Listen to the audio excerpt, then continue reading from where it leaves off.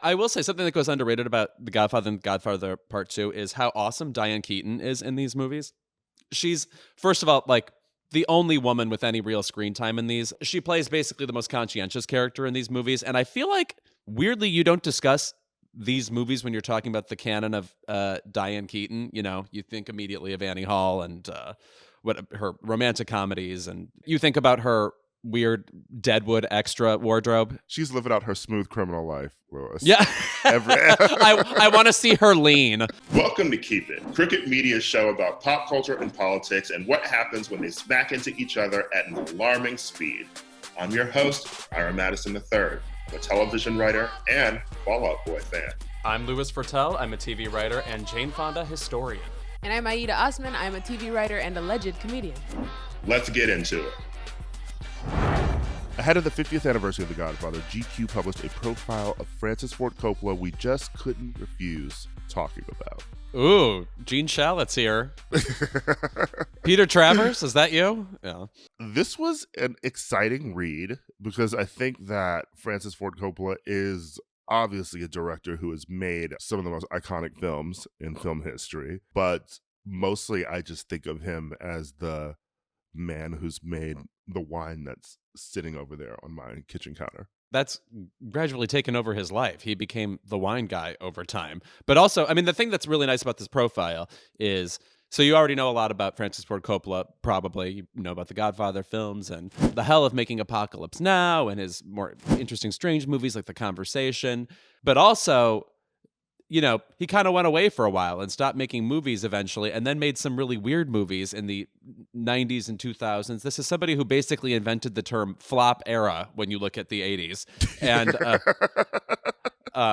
One from the Heart is a movie starring Terry Garr and Raul Julia. That was a musical that bankrupted him. He spent $26 million on it and it went nowhere. And I couldn't love two movie stars more, Raul Julia and Terry Garr. So that's always unfortunate. But the pleasure of this profile is that he is so, no other way to put it, mentally active. He seems as invested in making movies great as ever, and now he's obsessed with making this project with $120 million of his own money. Already sounds treacherous to me. It's called Megalopolis, and nobody's officially signed on, but Cate Blanchett, all right, so he's on my team. Allegedly Cate Blanchett's part of the picture, and also Oscar Isaac. Let me just say something. Does it feel like people just kind of throw the name Oscar Isaac out to be in any movie? Like he just kind of belongs in whatever movie, no matter what. It's like when you read a list of pitches for who should host a TV show and Aisha Tyler's there. It's just like she kind of just belongs on a list of proposed hosts.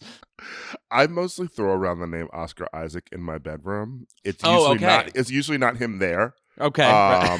And I'm usually asked, why are you saying Oscar Isaac? But one day it'll be him. Okay, well, he doesn't need to hear that, but okay, great. I also appreciate putting him in something that's not this weird red carpet relationship with Jessica Chastain. Oh, go on. I just felt like there was a period where they were on the red carpet together all the time, and I wasn't quite sure what movie they were in together, or whether they were just friends supporting one another. Oh, yes, they were in, of course, A Most Violent Year, and then they were in Scenes from a Marriage that was sort of a remake of. Oh, okay. So they were supporting Scenes from a Marriage. I remember A Most Violent Year, a most boring film. Right. I can't remember anything about it except pretty colors. The coats were fantastic. It's the literally Aretha's quote of beautiful gowns, yes. Great gowns. This was beautiful coats, great coats, and nothing else going on in that movie. It's like what that movie is to coats, the movie Changeling with Angelina Jolie is to hats. It's like, woof, you can't deny it had hats. She's got some great bowl hats in that movie. Right. And also to be weeping in a hat, that's very special because she's spending it's very like, give me my son back, she screams to strangers. Yeah. But what I do appreciate about Francis is this sort of way he is obsessed with film, but also like obsessed with getting his vision right. I was thinking about him, I think it was maybe like a couple years ago when his director's cut of The Cotton Club came out. With Jack Hay in it, if I'm not mistaken.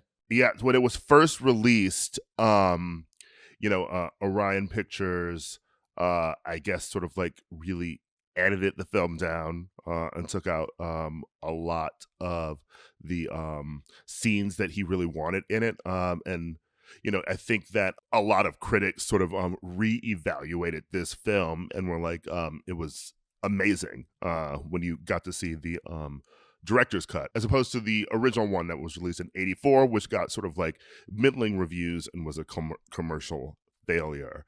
That film, by the way, between 2015 and 2017, he spent over $500,000 of his own money to restore the film to the original cut.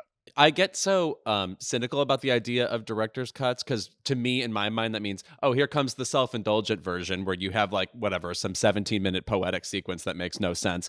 But actually what that could mean is the original movie is the version that he basically didn't want out, that the studio made him cut down to size. And now, hopefully, this means there's actually a little bit more artistry in the film. I know that's not always the case. Again, like when Lord of the Rings gets longer and longer, I start getting a migraine. I just don't need anything to be that long. They discover 3 new hours of the Lord of the Rings every year. Right. And it still looks like a screensaver to me. Sorry. Recently, during the pandemic, I rewatched the Godfather movies. I still have not seen Godfather Part 3. The Godfather Part 3 is a Best Picture nominee. Well, so is Don't Look Up, baby. Yeah, no, I know. I'm not saying Joker was nominated too. I'm not saying great movies get nominated for Best Picture always. But Godfather Part 3, Winona Ryder obviously dropped out of that movie, and then she was replaced with Sofia Coppola, who, shall we say, was an amateur actress. You'll notice she doesn't do much acting nowadays. She tends to be behind the camera and does a great job at it. But anyway, the Godfather movies are about to gain in legend because there's another movie coming out that I just saw a trailer for about the making of The Godfather, in which Miles Teller is the star of it, and he is our king. Unfortunately, this is not a quality I'm proud of. It's in the Charlie Puth category of, I know you're going to wrong me in a serious way, and I bet it'll have to do with vaccines. I think we're safely past the time when we would have found out someone is anti-vax who's a celebrity. You know what? Who's to say? You think everybody can't shut up about being anti-vax, but I think some people tend to be a bit furtive. They're career obsessed, so they do keep it quiet. But anyway, what gets to me about The Godfather and The Godfather Part 2, namely The Godfather actually, is that looking back, I don't find it to be a terribly deep movie. I do think it is amazingly entertaining, but the thing that's fun about it is it, to me, is like the beginning of reality TV. It's just a movie about shifting alliances. It's just, we've got to be on that side in order to survive, and then those people are eliminated. It truly is like the first season of Big Brother ever. And I know that sounds like not a compliment, but now every TV show we watch is like that. So in a way, I find it to be very formative. That's fair. There's like the soapy sort of like, double crosses. Yes, right. I mean, like Succession and every sort of like family soap builds off of this, and I think that I would honestly agree that I feel like more primetime soap operas and sort of like even daytime ones like shifted more into family versus family, in the wake of sort of like the mob explosion of the 70s. The Godfather had a big thing to do with that, obviously. Are you a Godfather Part 1 or Part 2 person? You know what? Ultimately, I have to say Part 2 because I think, first of all, it's one of the few movies I can think of where the flashbacks to the distant past work really well. I'm still a little mad at The Lost Daughter right now. I just don't think the Jessie Buckley portion is that interesting. Happy she got nominated. She was going to get nominated at some point anyway. I'm fine with this nomination, but anyway, here's what I'll say. If you're a fan of acting, everybody in that movie is just, here's a phrase I hate, firing on all cylinders. Just, there is a certain like caliber of actor, or a certain kind of actor, particularly a 70s-oriented person, who is mainly just terrifying, and they do it well. And Robert Duvall scaring the shit out of you in whatever movie he does. I also watched Apocalypse Now recently for this podcast, and man, that man does anger so well. I believe I once told Marcia Gay Harden she was like my Robert Duvall, bringing angst and power and grit to the screen unrelentingly and with a sort of calm, like it belongs on the screen. But I think I have to go with the second because the Robert De Niro performance is just unforgettable. Yeah, I would go with the second one as well. I actually didn't even watch either Godfather films until graduate school, so like late 2000s, around 2009, 2010. But I weirdly watched The Godfather 2 first because it was screening at some like outdoor film festival in New York. Ideal setting. Like some summer screening series, and I went with friends and I watched it and became obsessed with it, and then I had to watch the first one, and I wonder if my love of part 2 is because I saw that one first. The same way I love Scream 2 more, because I did see Scream 2 before I saw Scream. That's fucking weird too. I will say something that goes underrated about The Godfather and Godfather Part 2 is how awesome Diane Keaton is in these movies. She's, first of all, like the only woman with any real screen time in these. My apologies to Talia Shire, who does a fine job with her one scene in The Godfather Part 2, for which she was Oscar nominated.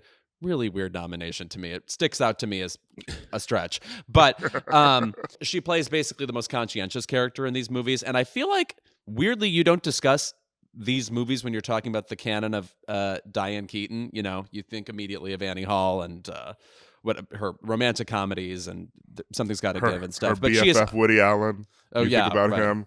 You right. think about him. You think about the hats. Yeah, you think about her weird Deadwood extra wardrobe. She's living out her smooth criminal life, Louis. Yeah. I want to see her lean. Yeah.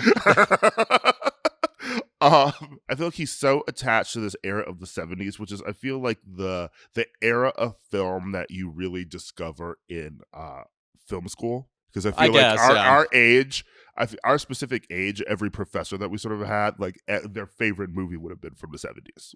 Sure. Also, I just think like specifically about 70s movies, and this isn't just Francis Ford Coppola movies, but, you know, Clute and All the President's Men and 3 Days of the Condor. It's like paranoia runs through these movies, and also just the intensity of making bad choices and how it can go wrong, and could it go even more wrong, and you're stuck having to answer to this person and that person, and does that person know? And so I think he was really the master of that kind of intensity and insanity and horror. But the one thing about the 70s that I feel like why it's hard to get back to that era is because they seem to be like the paranoid era really sort of belongs to like straight white men. Because I feel like films coming after that era are, you know, sort of like films made by women and like people of color who sort of like weren't really paranoid. They sort of already knew the world was evil. Yeah, right. It's not a fun game. Yeah. You can't exist in a paranoid thriller if you know that people actually are out to get you. Yeah. Right. It's not a cinematic to you. It's simply Tuesday. But man, some of the movies in Francis Ford Coppola's career are LOL. I mean, the movie Jack. It's one of the worst films ever made, and it's certainly his worst film. And Robin Williams and I think we talked about this last week when we talked about Marry Me, but like Robin Williams and J-Lo in a film where he is a kid who's aging quickly because he has progeria, and yet every fucking scene in this movie like is him like having some woman flirt with him. Oh my God. And he's a child. Also, not only is the movie bad or like atrocious, it's also a bad version of another movie, which is Big. If you see Big and then see this movie, you're mad at him for being extra contrived, which is something you would never say about Francis Ford Coppola. I do want to shout out a movie from the 60s that isn't perfect, but is a coming of age New Yorkish movie that's fun. It's called You're a Big Boy Now. It's his first film. And there's a great performance from Elizabeth Hartman, who I bring up when I talk about A Patch of Blue, my favorite Sidney Poitier movie. She plays a blind girl who is tortured by her mother, who is Shelley Winters giving a very Monique and Precious performance. I bring up Peggy Sue Got Married all the time. Oh, which yeah. I adore, yeah. But also shout out to Bram Stoker's Dracula. I have never seen Bram Stoker's Dracula. Is it anything? I mean, watching that film will remind you of what everyone used to think about Keanu Reeves before we realized that he's like just a very sweet person. And then the sort of John Wick movies had sort of film Twitter, all by itself, recontextualize Keanu Reeves' career. Do you realize how like now we sort of act like we've always loved Keanu Reeves when right. Dracula and like Much Ado About Nothing, like people were constantly like, he cannot act. No, and he's weirdly placed in these movies too. Yeah. Like if you to be Bill and Ted and then also this felt really jarring once upon It's a time capsule of sort of like what Keanu Reeves used to be sort of in film. So I would recommend it for that. And before we wrap up, by the way, I have to point out that you may have had the Francis Ford wines, but I tried the Gia Coppola orange wine recently, and it's one of the best fucking wines I've ever had. Orange wine. That seems like it's from a dystopian future, but I believe you. It's the summer of natural wines, Louis. Okay, Dua Lipa is drinking natural wines. Everywhere you go, there's a natural wine or like skin contact wine store popping up. Got to get into orange wines this year. Okay, but it sounds like what they drink in 1984. It just concerns me. I'll also point out that like she's actually involved in the making of these wines. And I'm like the Sophia wine, I think is just a tribute to his daughter. But Gia took time off from directing Carly Rae Jepsen videos to make orange wines and sangria. By the way, are we getting a Carly Rae Jepsen joint this year? Because I am needing it this summer. I am re-obsessed with her. I just shuffle her music in the car. And she, I think, well, how do you feel about this theory? Has more good songs than Lady Gaga. Wild thing to say. Yeah, I know. I'm setting off the girls. And we're back with our favorite segment of the episode. It is Keep It. Louis, what's your Keep It this week? Okay, I'm clutching the table because this is a Twitter-based one, which means people are already up in arms. And by that, I mean typing at strangers. This writer in LA, Megan Beth Koester, she writes for Vice and has written for Jezebel. She's a comedian, LA type. She wrote a tweet that I thought was funny. The tweet is, I've never seen an episode of Ted Lasso, but its fans have big, childless adult whose entire personality is predicated on their love of Disneyland energy. Guys, funny. Are you not familiar with that personality type? Every third gay person, their whole thing is loving Mickey Mouse. Okay, it's like a disease. It's taken over brains. You go to Anaheim, it's 34-year-olds named Kevin. Okay, that's everybody who's there. Anyway, these so-called comedy fans, people who love Ted Lasso, are not laughing. I'm like an e-correspondent. They're not laughing. And I have to say, every response to this, I will say, benign joke is a different version of pathetic, of not being able to take a joke, and also coming up with reasons it's bad. This joke is offensive that have nothing to do with her. Oh my God, I see tweets now. Yeah. You never have to watch Ted Lasso. No one has to watch anything. The show is about support and openness. Characters embrace each other's quirks and struggles and personalities. The villain of the show would be a person who judged a group of people for finding something that brought joy. Sick. Guys, a humorless commitment to quote-unquote positivity is not joyful. It is hostile. And it is also disgusting. And it is also stupid. You sound so stupid. It's a basic joke. Even like comedians defending it like, this is a little bit hyperbolic. We all know where she's coming from. It's a fucking joke. What is the problem? Take the joke. I'm just going to scroll to a random one and see. Here's somebody. First, fuck you for using childless as an insult. Oh, that's where you fucking went. You couldn't take Ted Lasso being a little bit of a dopely, optimistic show, and now you're on childlessness. Sick. People are fucked up. I didn't realize that Ted Lasso fans were like the Barbs. Yes. I mean, in today's episode of White Woman from LA has a terrible take she needs to impose on everyone. It's a joke. It's not a take. It's a joke. Do you not understand it's a joke? You watch a show about jokes, and now somebody else is making a joke. Well, to be fair, Ted Lasso famously does not have jokes. Okay. Yeah, right. Someone says something nice, and then everybody smiles and leaves the room, which is now you jokes. Know what? I wish people were this fervent about Bill Lawrence's other series, Clone High. Where are they now? I loved that show. With all the historical figures in the high school? Yeah, I fucking love that series. Did I tell you that Bill Lawrence came for me once? Did he? I just remembered this right now. I made a benign comment. Here it is. I said, the way people are obsessed with Ted Lasso's positivity, I am obsessed with Selena Meyer being a complete dick to anybody in her path. And he responded with, can't we have both? Yes! It's a joke! What are you talking about? It's like if you don't agree that the show is a beacon of hope, then you're really ruining everybody's buzz. You're so cynical. Guys, criticism, it means like brains are working, neurons are firing. It doesn't mean we're not happy.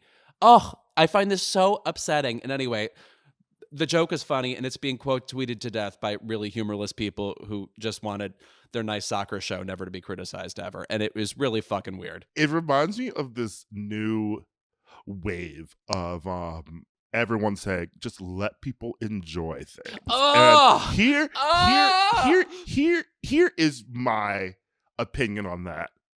Yes, you should let people enjoy things. I mean that in the sense that I like the movie Salt. You know, back when I was on Twitter, right? If I would tweet about the movie Salt, it's because I love it. And you know that's my personality. And some of it's a bit of a joke, too.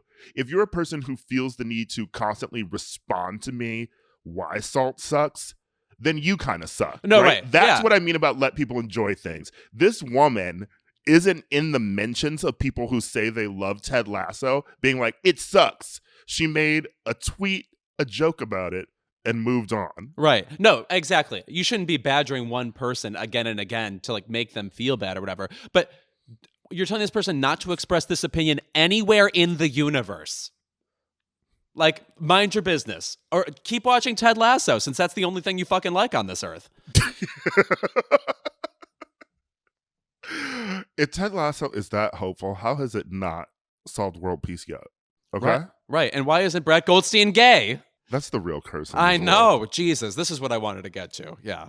Nice. He likes movies a lot, too. It bothers me. But I don't think that many gay people love Muppets as much as he does. That's true. Like a straight man thing. You know what I will say about the Muppets? People need to appreciate that Miss Piggy is named Miss Piggy because her real name is Miss Piggy Lee, and she was a takeoff on Peggy Lee. I didn't know that. Isn't that really crazy? Piggy Lee? Yeah.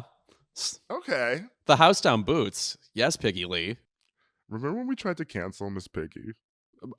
She's uncancelable. She's going to fall down the stairs, molest a frog, and move right along. Where's Piggy and Kermit? Where's that series? Yeah. Like Bel Air, like the dark version. Yeah. Yeah. I want to see that. What's your keep it this week, Ira? My keep it is also about idiots online. Oh, good. So Kanye West's album Donda was supposed to come out 2/22/22. Yes, that's a lot of twos in a date. Correct. Yes, but it's also supposed to be released exclusively on Stem Player, his new music listening device. Oh, I've got it right here. I'm kidding. It did not come out at midnight, and fans are in an uproar. And let me tell you something. When has a Kanye West album ever come out on time? He does this every the last album, Donda, didn't even come out when it was supposed to. How are you mad? Right. And you know why that was late? Because he had to say Donda 65 more times. This is one of the wildest things to be mad about. It's I feel like this is my keep it every week. I can't talk about Kanye West anymore. No. Keep it to me talking about Kanye. I can't do it unless like he actually turns into O.J. Simpson and starts stalking Kim Kardashian, which seems like it might happen. Right.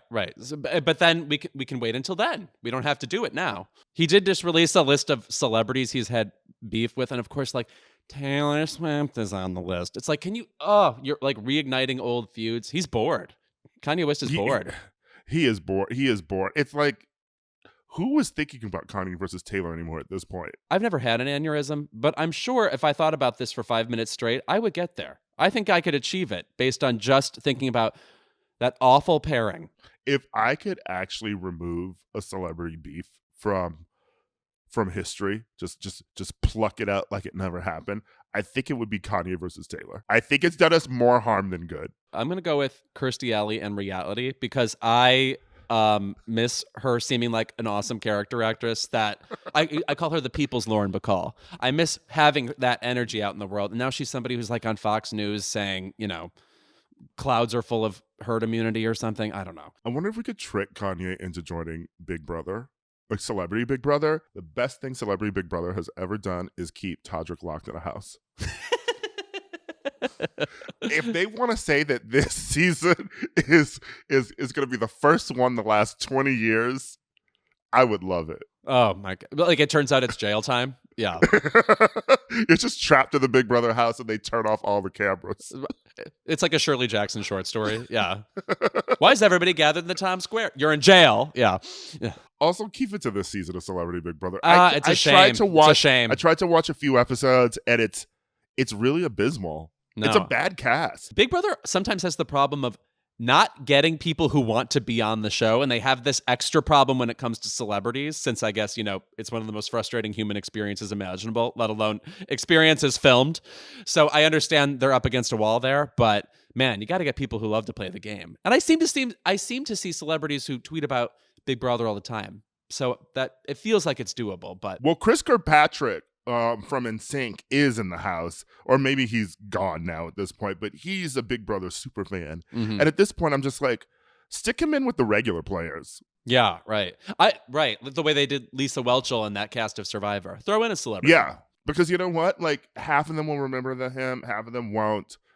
It'll be fun. Yeah. And they wouldn't get him out first because it'd be like, why'd you feel like you have to go against Chris Kirkpatrick and get him out first? And that's like a gimmick that's not as annoyingly contrived as when they put twins in the house or something. It's just naturally interesting to see who will recognize the celebrity and who won't.